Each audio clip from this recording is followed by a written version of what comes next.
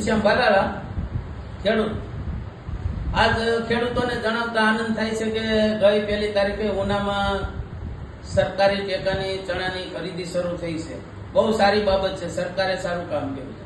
પણ આજે ખેડૂતોને જાગૃતતા લાવવા એક ખાસ અપીલ છે ખેડૂતો માટે કે જે મજૂરોને અત્યારે જે આ સુખડીના રૂપે ચણા માગે, કોઈ ઘઉં માગે, તલ માગે, પૈસા માગે, તો સુખડીના રૂપે 100 ગ્રામ પણ કોઈ ખેડૂતે ચણા આપવાના નથી। પછી કોઈ ડાળી નીકળે, ડાખળી નીકળે, ઝીણો દાણો હોય, કાળો દાણો હોય, એની ફરિયાદ હોય ને મજૂર કોઈ ખેડૂતોને એમ કહે કે આ સીણે નહીં હાલે, તો મજૂરથી ડરવાનું નથી। ડાયરેક્ટ યાર્ડના સત્તાધીશો, મંડળીના સત્તાધીશોને મળવાનું છે।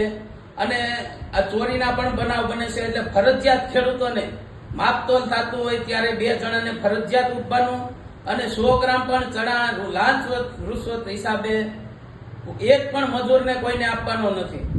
ગયા વખતે માંડવીમાં મોટું કૌભાંડ થયું હતું, મગફળીમાં બહુ ખેડૂતે 2 ધાબળી માંડવી આપી હતી। આ વખતે ચણાની ખરીદીમાં 100 ગ્રામ પણ કોઈ ખેડૂત ચણા ન આપે અને છેલ્લે જોખાઈ જાય, પછી કિલો, 2 કિલા કે 500 ગ્રામ કે 5 કિલા ચણા વધતા હોય અને સુખડીના રૂપે માગે તો પણ નહીં આપવાનું। તમામ ખેડૂતોને એક નમ્ર અપીલ છે કે જ્યારે પણ કોઈને જરૂર પડે તો પ્રશાસનને મળે અથવા તો કે યાર્ડના સત્તાધીશો છે, મંડળના સત્તાધીશોને એને મળે। બાકી વચ્ચે મજૂરને આપવાથી કોઈ ફાયદો નથી અને મજૂરને તો મજૂર આપને સરકાર પગાર આપે જ છે। તેમ છતાં ખેડૂતો સમજા જાણ્યા વગરના 5-5, 10-10 મણ ચણા આપી દે છે।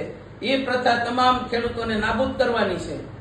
ગીર ગઢડા હોય, ઉના તાલુકાના ખેડૂતો હોય, તમામને આ વસ્તુ બંધ કરવાની છે અને તમામ ખેડૂતોને એકતા રાખીને કોઈ પણ 5 કિલા ચણા આપે તો એનો વિડીયો, ફોટોગ્રાફી પાડી લેવાનો અને સત્તાધીશોને અથવા તો યાર્ડના મંડળને આ બાબતે તપાસ કરીને યોગ્ય કરવાનું છે, બરોબર। તો મારી એક ખાસ નમ્ર અપીલ છે કે કોઈ પણ મજૂર કે કાંટાવાળાને 100 ગ્રામ પણ ચણા આપવાના થતા નથી।